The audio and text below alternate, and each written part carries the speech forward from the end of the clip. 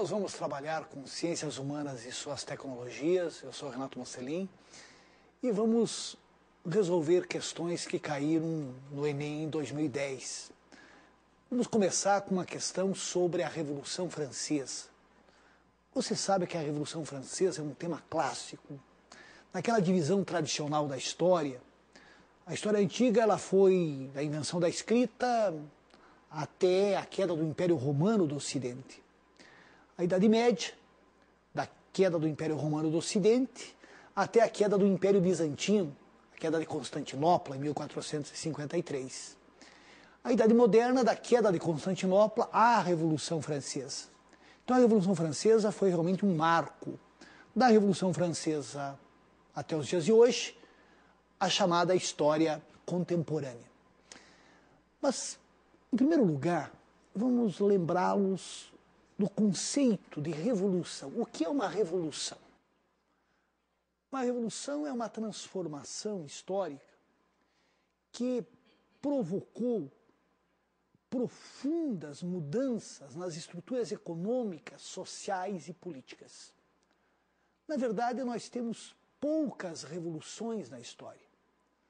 A Revolução Inglesa, no século XVII, foi uma revolução burguesa. A Revolução Francesa também foi uma revolução burguesa. A Revolução Russa, no começo do século XX, foi uma revolução proletária. A Revolução Mexicana foi uma revolução camponesa. Mas, professor, nós não tivemos várias revoluções no Brasil? Já ouvi falar na Revolução de 64. Não. O que houve em 64 foi um golpe militar.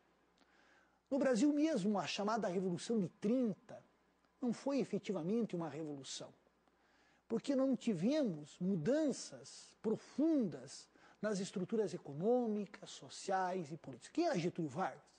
Getúlio Vargas havia sido presidente do Rio Grande do Sul e ministro do Washington Luiz. Quer dizer, aqui as coisas mudaram, mas para que não mudassem muito. A França, no final do século XVIII, tinha uma economia agrária. Mais de 80% da população vivia no campo. Estava mergulhada ali na década de 80 numa crise econômica e financeira. Professor, como crise financeira? O governo gastava mais do que arrecadava. E as causas do déficit eram várias. Os gastos suntuosos da corte, que vivia em Versalhes, a nobreza cortesã recebia pensões do Estado, despesas com guerras e a isenção fiscal das ordens privilegiadas, que não pagavam impostos. A França havia assinado com a Inglaterra um tratado de comércio em que os vinhos franceses pagavam taxas alfandegárias baixas para serem vendidos na Inglaterra. Por outro lado, as manufaturas britânicas eram vendidas também pagando taxas alfandegárias baixas na França. As consequências foram graves para a França, especialmente para o setor manufatureiro. Muitas dessas indústrias faliram, o que gerou uma onda de desemprego. A sociedade francesa era uma sociedade de ordens. O que é uma sociedade de ordens? É uma sociedade em que a posição do indivíduo é determinada pelo seu nascimento. Nós, hoje, no mundo capitalista, vivemos em uma sociedade de classes, onde a posição do indivíduo é determinada pelo seu poder econômico. Na França, anterior à Revolução, no topo da pirâmide social estava a nobreza. Os nobres estavam ciosos de seus privilégios, cobravam nas províncias taxas dos camponeses que tinham a posse da terra, que usavam as terras desses nobres, monopolizavam os altos cargos administrativos, judiciários e, sobretudo, detinham os cargos políticos mais importantes. O sujeito, para ser para ser oficial do exército, por exemplo, tinha que provar que era nobre há 4 gerações. O clero, havia o alto clero, eram arcebispos, bispos, monsenhores, oriundos da nobreza, e o baixo clero, que eram curas de aldeias, muitos de origem popular. A burguesia ligada ao comércio e também ao setor de manufaturas, tinha poder econômico, mas a burguesia desejava ter poderes políticos. Eis porque a burguesia, em 89, acabou defendendo mudanças revolucionárias. Mais de 80% da população francesa, porém, vivia no campo. E as condições de vida dos camponeses, com algumas exceções, eram das piores. Nos arredores de Paris, tínhamos pequenos lojistas, artesãos e toda uma série de trabalhadores que eram chamados de sans-culottes, pois não usavam aquele traje tradicional dos nobres. Em tese, a França era uma monarquia absolutista. O rei Luís XVI, coroado em 1774, ele não tinha que prestar contas a nenhuma assembleia, a nenhum parlamento, mas era um monarca fraco. A sua esposa, a austríaca Maria Antonieta, dilapidava somas enormes com festas no Palácio de Versalhes. Diante da crise financeira, o rei convocou a Assembleia dos Estados Gerais. Os Estados Gerais, o primeiro Estado, representava o clero, o segundo Estado, a nobreza, e o terceiro Estado, o restante da população. Só que o critério de votação nos Estados Gerais era por ordem. O primeiro Estado se reunia, decidia sobre uma questão, tinha um voto. O segundo Estado, um voto, o terceiro Estado, um voto.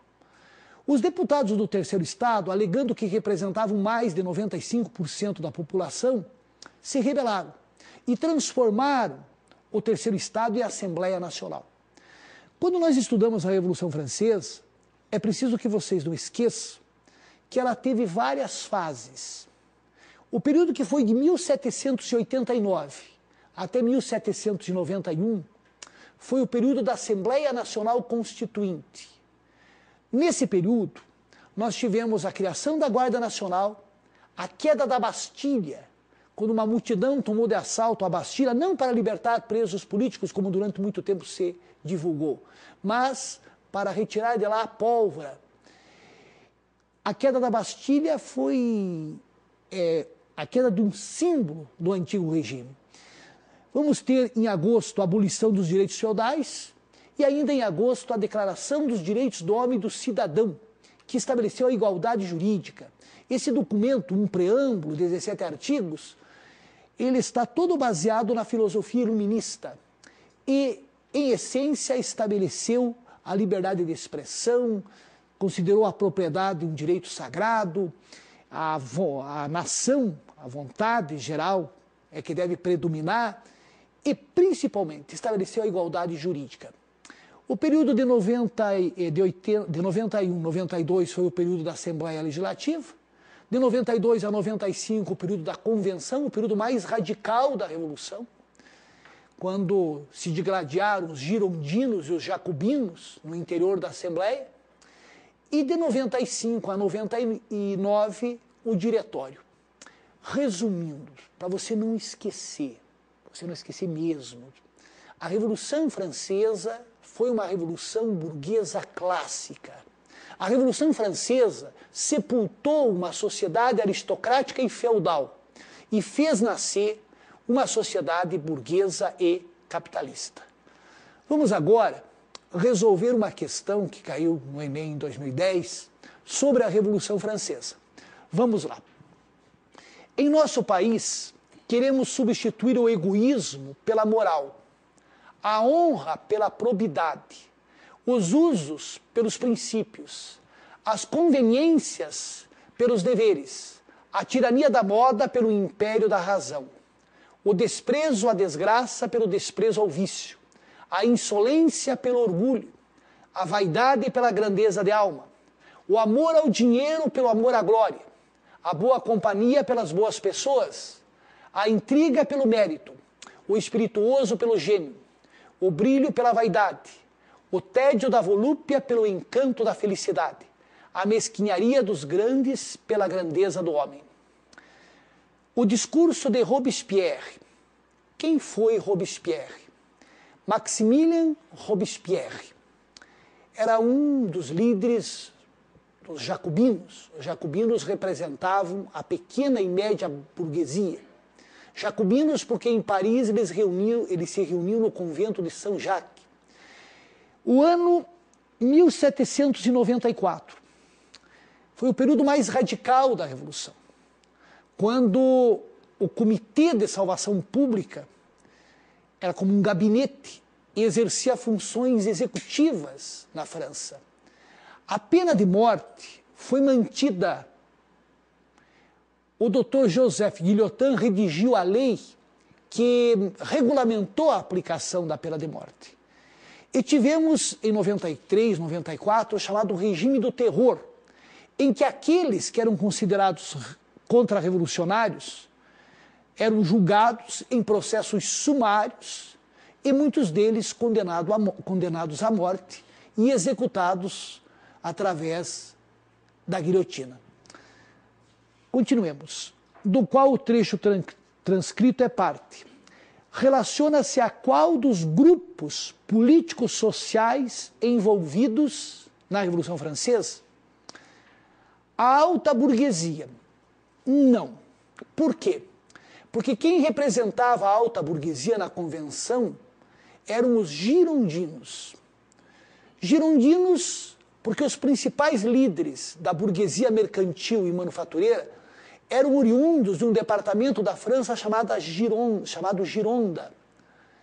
Então, já excluímos a A.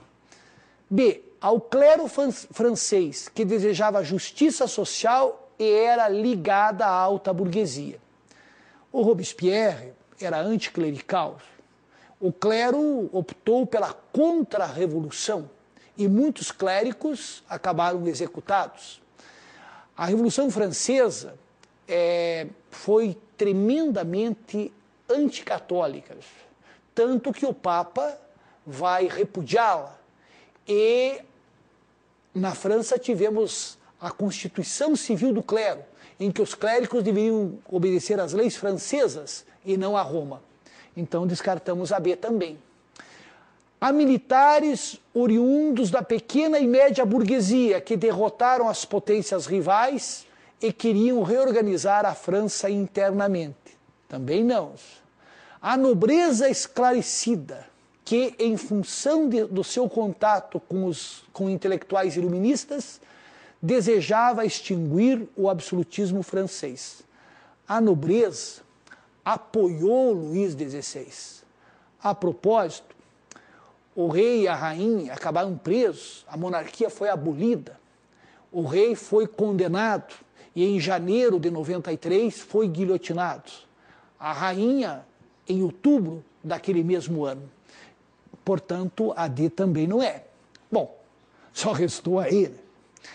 Aos representantes da pequena média burguesia e das camadas populares. Os jacobinos tiveram o apoio dos sans-culottes, que apoiavam o regime do terror, que queriam mudanças radicais,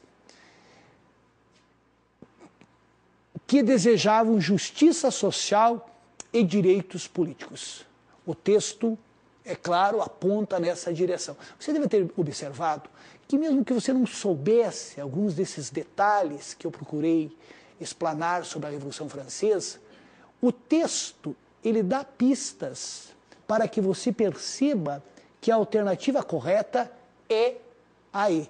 Sabe, Carlos, se o aluno lesse o texto, você que é da área de matemática, eu tenho certeza que você, ao ler o texto, você não tinha certeza, provavelmente, mas você tivesse que optar por uma questão, por uma alternativa, desculpe, você optaria provavelmente pela E. Sim, lembrei do meu professor de história, depois eu conto para eles. Ah, é? E daí, assim, a parte, você também não falou da guilhotinada do Robespierre, que também foi para o espaço? Também foi guilhotinado. Mas a parte que você disse que era uma revolução proletariada, acabou também matando a questão. Vocês vejam, o professor Carlos lembrou bem, os principais líderes jacobinos, eles também acabaram guilhotinados. Primeiro foi o os enragés, Eu não René sei Herbert. se eu aprendi errado, desculpa te cortar assim, mas a história na minha época, assim, e não foi pelo senhor, entende? Depois eu tiro o senhor. Mas a história na época era assim, o Robespierre inventou a guilhotina e foi o primeiro a usar. Essa era a teoria que se tocava. Provavelmente não é verdadeira, mas era para dar uma ilustração. Uma lenda que se divulgou muito, que o Dr. Joseph Guillotin, que era um deputado da Constituinte, que foi ele que criou a guilhotina e ele acabou guilhotinando. Não é verdade. Ele morreu de morte natural. E a guilhotina representou um avanço em termos de execuções penais, porque até então as pessoas condenadas à morte eram executadas com requintes de crueldade. O doutor Guillotin, ele, já que aprovaram a pena de morte, ele desejava, primeiro, que a pena não passasse da pessoa do réu. Segundo, que o condenado, que ao ser executado, sofresse o mínimo possível. Daí a invenção da máquina que acabou levando o seu nome. Mas mais adiante, Robespierre acabou sendo derrubado do poder e acabou também sendo guilhotinado. Acredita-se que mais de 17 mil pessoas foram guilhotinadas ali entre 1789, a guilhotina começou a ser usada a partir de 1792. Queda da Bastilha? Até a queda da Bastilha foi em 89, foi em 14 de julho de 89, aliás, eu lembro como se fosse hoje. Era uma terça-feira, manhã ensolarada em Paris, e uma multidão de um pouco mais de 1.000 pessoas, a partir das 13h30, atacou a Bastilha. Mata, lincha, isso. E eles atacaram a Bastilha para retirar a pólvora que havia lá. E também cartuchos, e não para libertar presos políticos. O comandante da Bastilha depois acabou sendo executado pela multidão, foi linchado, e deceparam a cabeça dele, espetaram numa lança e saíram pelo centro de Paris.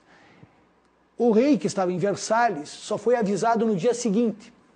E quando contaram ao rei que acontecera na Bastilha, o rei teria saído com essa. Mas isso é uma revolta, no que foi corrigido. Não, majestade, é uma revolução. Um outro tema que você tem que ficar muito atento, aparece por demais nas questões do Enem, é a Revolução Industrial. A Revolução Industrial, ela começou na Inglaterra, em fins do século XVIII. O que muda com a Revolução Industrial? Vamos ter o advento da era das máquinas. Em vez de um sistema doméstico de produção, passou a existir um sistema fabril. E a separação entre capital e trabalho. O proprietário dos meios de produção, das máquinas, o capitalista, o burguês, o trabalhador, o operário, ele vende a sua força de trabalho. O trabalho é uma mercadoria. E importante, você não pode esquecer, a Revolução Industrial consolidou o modo de produção capitalista. Com a Revolução Industrial nasce a classe operária. O trabalhador, ele não controla mais todo o processo produtivo. Um exemplo para você perceber o que mudou. Um sapateiro, antes da Revolução Industrial, ele era proprietário das máquinas, dos instrumentos de trabalho que ele utilizava, evidentemente rudimentares. Ele controlava o seu horário de trabalho. Se ele amanhecesse, Carlos, com uma dor de cabeça meio forte, ele não ia trabalhar. E não ganhava também. Não ganhava, mas não trabalhava. E ele controlava todo o processo produtivo. Evidentemente, os sapatos eram mais caros, porque eram artesanais. Com a Revolução Industrial, surge a fábrica. Instaura-se uma disciplina rígida. Nas fábricas inglesas, no começo do século XIX, o sujeito começava a trabalhar às 5 da manhã. Existiam alguns intervalos para refeições, mas terminava a jornada às 20 horas. Era comum jornadas de trabalho de 15, 16 horas por dia. Os salários eram baixos. Havia exploração do trabalho infantil e feminino.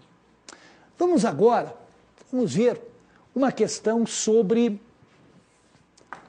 a Revolução Industrial. Homens da Inglaterra, por que arar para os homens que os mantêm na miséria? Ser com esforços e cuidado as ricas roupas que vossos tiranos vestem? Por que alimentar, vestir e poupar do berço até ao túmulo esses parasitas ingratos que exploram vosso suor, que bebem vosso sangue? A análise do trecho permite identificar que o poeta romântico Shelley registrou uma contradição nas condições socioeconômicas da nascente classe trabalhadora inglesa durante a Revolução Industrial. Tal contradição está identificada na pobreza dos empregados, que estava dissociada da riqueza dos patrões, no salário dos operários, que era proporcional aos seus esforços nas indústrias. Eu disse a vocês que os salários eram baixos, que as jornadas de trabalho eram longas. Você pode perguntar, e por que os salários eram baixos? Porque nós tivemos também uma revolução na agricultura, tivemos grandes avanços na medicina, saneamento das cidades.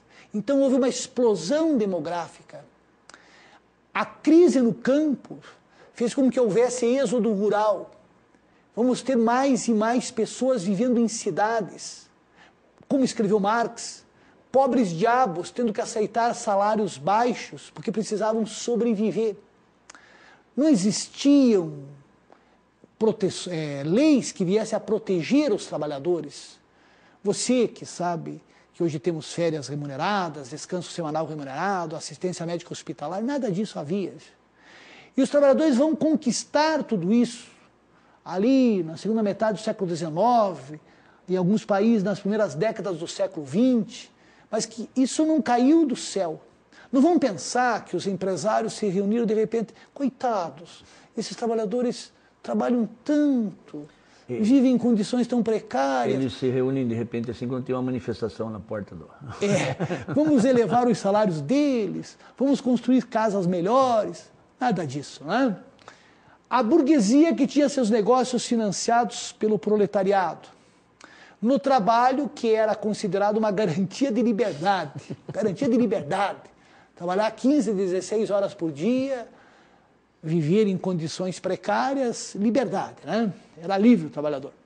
Na riqueza que não era usufruída por aqueles que a produziam. Também essa questão, Carlos, a resposta está praticamente no texto. Se você leu com atenção, dá para voltar aqui, dá? Claro. Voltei mais um, pronto. Tá. Veja, a resposta está no texto. Homens da Inglaterra, por que arar para os homens que os mantêm na miséria? Por que tecer com esforços e cuidados as ricas roupas que vossos tiranos vestem? Quer dizer, esses trabalhavam para a riqueza que não era usufruída por aqueles que a produziam. Produziam ricas roupas, mas não vestiam as ricas roupas. Produziam as coisas as mais diversas e não as utilizavam. Se vocês pararem para pensar, guardadas as devidas proporções, isso ainda acontece no mundo.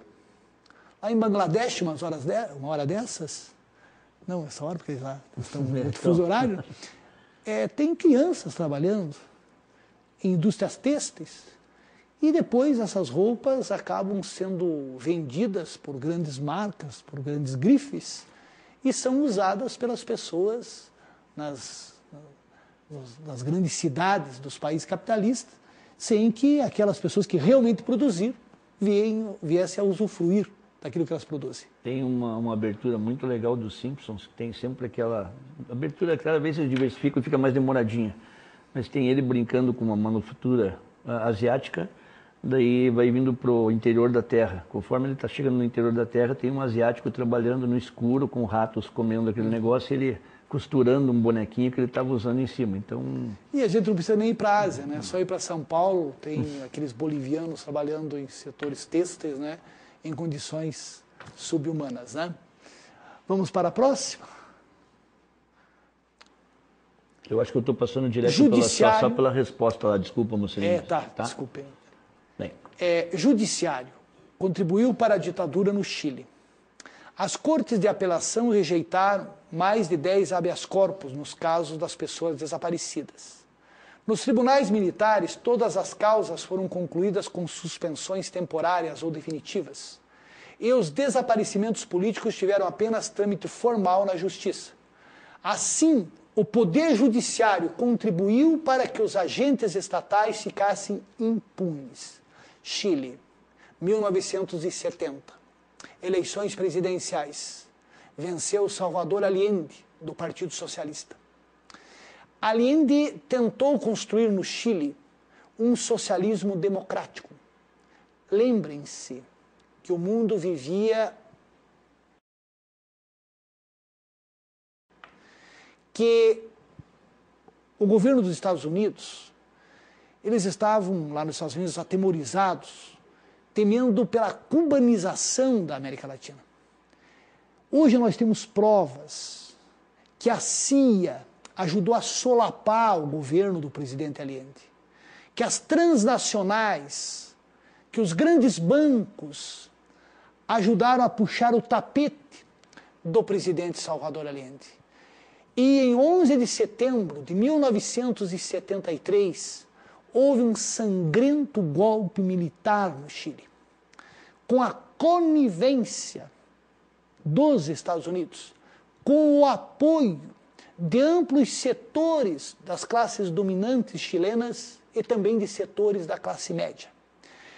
E vamos ter uma truculenta ditadura, tendo à frente o general Augusto Pinochet. O Chile de Pinochet caracterizou-se por violações sistemáticas aos direitos humanos. O Estádio Nacional de Santiago foi usado para colocarem lá presos políticos. Hoje o Chile, felizmente, é uma democracia. A presidente, a Bachelet, Michelle Bachelet, o pai dela foi morto à época da ditadura chilena. E há no Estádio Nacional de Santiago um espaço em que eles lembram o que aconteceu naquele estádio durante a ditadura. Com uma frase que um povo que não tem memória tende a repetir os seus erros. Eu vi esses dias uns troços assim na mídia aí. O pessoal que queria os militares de volta, mas não foi no Chile. Eu diria que as pessoas que defendem a volta da ditadura militar, boa parte delas é por ignorância, é por desinformação, e alguns porque são canalhas mesmo. O mundo sempre teve os seus canalhas e isso, né, não vamos conseguir nos livrar deles. Vamos para as alternativas. Tá lá. Não tá lá, tá lá. Tá lá, obrigado. Segundo o texto, durante a ditadura chilena na década de 1970, a relação entre os poderes executivo e judiciário caracterizava-se pela preservação da autonomia institucional entre os poderes. Que autonomia? Não havia autonomia. Valorização da atuação independente de alguns juízes. Manutenção da interferência jurídica nos atos executivos. Transferências das funções dos juízes para os chefes de Estado. E agora, leia com atenção aí, reflita. Subordinação do poder judiciário aos interesses políticos dominantes. Jamais vi isso, inclusive em lugares onde esta aula passará. Carlos, volta só para a gente mostrar para o aluno, né? Judiciário contribuiu para a ditadura no Chile. Cortes de apelação rejeitaram mais de 10 habeas corpus nos casos das pessoas desaparecidas. Agora, voltemos às alternativas. Fica meio claro, né, que a alternativa E, subordinação do poder judiciário aos interesses políticos dominantes. E no Brasil? No Brasil nós tivemos o golpe de 64, e o Supremo Tribunal Federal, que devia ser o guardião da Constituição, foi conivente. Foi conivente. Eu lembro de um Puma, um pouquinho mais tarde, explodindo numa festa do trabalho, lembra? Sim, isso foi já mais tarde. Bem mais tarde, 70 alguma coisa, né? O Puma foi 82, 82? Né? Já era o governo do João Figueiredo. Batista de Oliveira Figueiredo.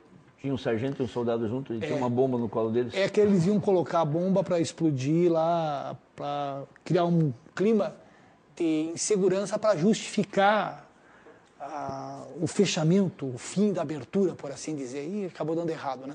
Mas, 68, 13 de dezembro, o ato institucional número 5, fechamento do Congresso, os ministros do Supremo foram coniventes. Deviam ter pedido exoneração, deviam ter ido embora. Então o judiciário não é tão independente como vocês imaginam. Não é o guardião da Constituição. Infelizmente no Chile, infelizmente no Brasil, em vários momentos históricos, foi conivente com violações sistemáticas aos direitos humanos. No Chile, nós vamos ter a aplicação de políticas neoliberais nos anos 70, que possibilitaram um certo soerguimento da política chilena, mas a custos elevados. E uma consequência dessas políticas foi a total privatização do ensino.